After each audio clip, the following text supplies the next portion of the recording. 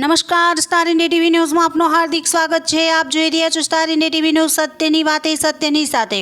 દાહોદ જિલ્લામાં ભારે વરસાદના પગલે જિલ્લાના અધિકારીઓ સાથે સમીક્ષા બેઠક યોજતા પ્રભારી મંત્રી શ્રી ડોક્ટર કુબેરભાઈ ડિંડોર અધિકારીઓ અને કર્મચારીઓએ વરસાદી માહોલમાં રાહત બચાવની કરેલ કામગીરીની વિગતો મેળવતા પ્રભારી મંત્રી શ્રી ડોક્ટર કુબેરભાઈ ડિંડોર આગોતરા આયોજનને લીધે જાનહાનિ ટળી છતાં અસરગ્રસ્તોની વહારે તંત્રના અધિકારીઓને ત્વરિત કામગીરી માટે સતત કાર્યરત રહેવા જણાવતા પ્રભારી મંત્રી ડોક્ટર કુબેરભાઈ ડિંડોર આજે કલેક્ટર કચેરી ખાતે પ્રભારી મંત્રી શ્રી કુબેરભાઈ ડિંડોરે જિલ્લાના વરિષ્ઠ અધિકારીઓ સાથે બેઠક યોજી દાહોદ જિલ્લામાં ભારે વરસાદની સ્થિતિનો તાગ મેળવ્યો હતો।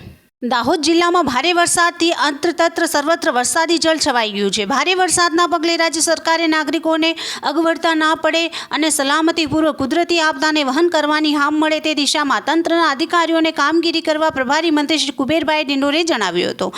આ તકે પ્રભારી મંત્રીએ જણાવ્યું હતું કે આગોતરા આયોજનને લીધે જાનહાનિ ટળી છતાં અધિકારીઓએ અસરગ્રસ્તોને વહેલી તકે કુદરતી આપદામાં સહાયભૂત બનવા અને ત્વરિત કામગીરી માટે સતત કાર્યરત રહેવા જણાવ્યું હતું। બેઠકમાં મંત્રી શ્રી માનવ ખુવારી, પશુમરણ, પીવાના પાણીની સવલત, વીજ પુરવઠો, પરિવહન માટે એસટીની વ્યવસ્થા, પાક ધોવાણ, જિલ્લાના જળાશયોની સ્થિતિ, ગામમાં જીવન જરૂરી ચીજ વસ્તુઓની ઉપલબ્ધિ, અસરગ્રસ્ત તાલુકાઓમાં બચાવ રાહતના સંશોધનો અને ફાયર ફાઇટરની સવલતો, અસરગ્રસ્ત પરિવારોને ફૂડ પેકેટનું વિતરણ સહિતની બાબતો અધિકારીઓ પાસેથી વિગતો મેળવી જરૂરી સૂચનાઓ આપી હતી।